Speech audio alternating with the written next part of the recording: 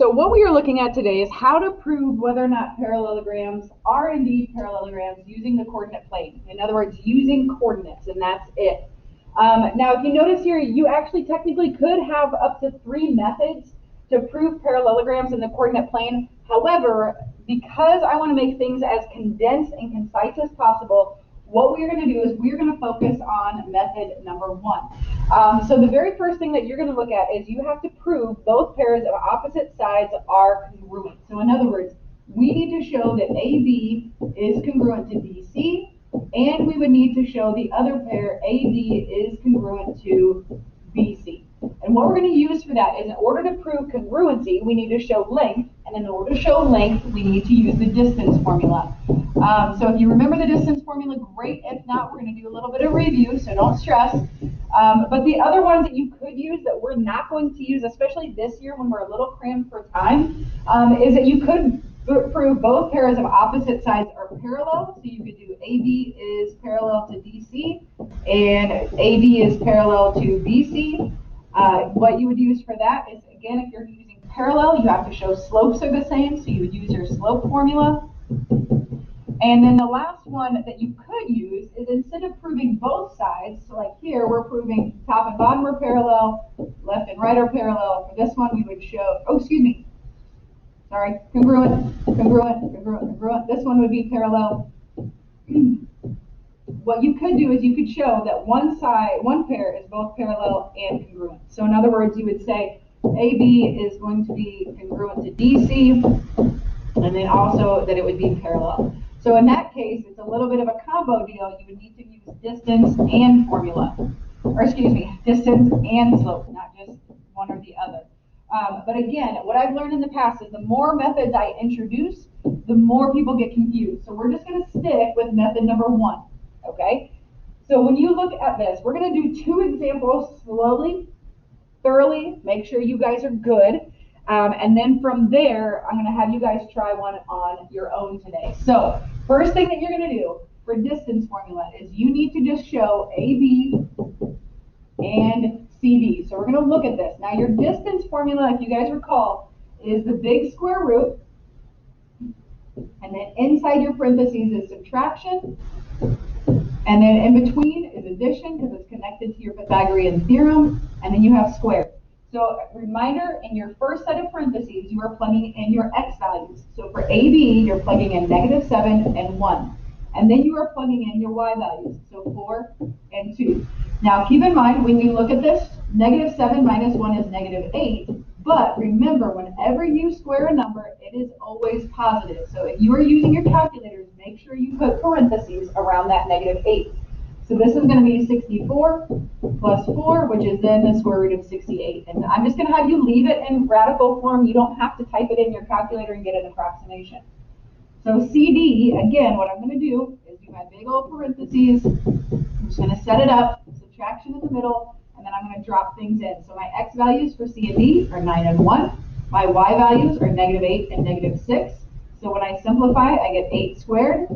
This is going to give me a -2 squared because, again, when I subtract a negative, it turns into addition. So that becomes 64 and 4, which is then the square root of 68. So far, I've shown, and I can even sketch this out to help me, I have shown that AB and CD are going to be congruent. And then I want to show BC. I'll do this in a different color. So I want to show my other pair is also congruent. So if I look at BC, again, I'm going to go ahead and just set up my formula, put subtraction signs there. If I look at my x's for B and C, I have 1 and 9. My y's are 2 and -8.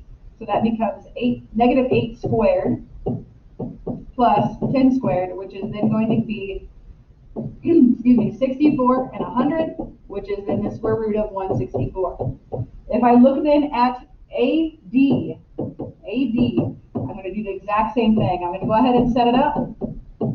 Put my subtraction signs in the middle. Between A and D, my x values are -7 and 1. My y values are 4 and -6. So this becomes -8 squared. This becomes 10 squared. And again, you'll see that that's going to be 64 and 100, which is then going to be the square root of 164. And so what I've shown right now is that this is indeed a parallelogram because these are congruent and these are congruent. So this would be a yes, that it is a parallelogram because those opposite sides are congruent. So what you're going to look at for the second one is the exact same idea. So what I would want to do, excuse me, is I'm just going to sketch a quick picture just so we can label things to make sure that we are good. So P, Q, R, and S. You can actually sketch those with the coordinates if you choose. You don't have to. But if I look, PQ, again, I'm going to just set this up. All right, make sure that your signs are all correct to start. So my X values for P and Q are -4 and 6. My Y values are 2 and 4. When I simplify, that's going to give me a -10 squared and -2 squared. But again, when you square things, it always turns positive. So 100 plus 4, which is then the square root of 104. That is my PQ. Then I'm going to do the same thing for RS. And so if I look at RS, again, I'm going to just set it all up. Okay, that part's connected to Pythagorean theorem. The insides are subtractions. So RS, my X values are 11 and 2. My Y values are -2 and -3. So this is going to give me a 9 squared plus, and that's going to give me a 1 squared. That's going to give me 81 and 1, which is the square root of 82. So what I've shown right now is enough to show that it's not a parallelogram. And the reason is because we have at least one pair of opposite sides not congruent. Okay, and that's because those are not equal. All right, so you don't have to continue on and do your other pair because you've already shown that one of the pairs is not congruent. So what I want for you to do is I want for you to ignore your instructions for number 3. I don't often tell you that, but I want for you to ignore your directions, and I'm going to have you determine for number 3 whether the figure is a parallelogram using distance again.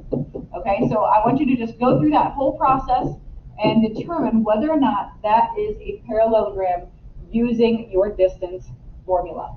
Okay, once you are done with that, we are going to just go ahead and wrap up the notes. The rest of those you can use as extra practice. So I'm going to let you guys work, and then we'll kind of give you guys an answer on this, and we'll go from there. All right, y'all. So again, just a reminder, we are not doing all 3 methods. So even though we wrote these down, the number 1 method we're focusing on is the distance formula. So if you guys need anything, obviously feel free to ask. Let me know how I can help moving forward. Thanks.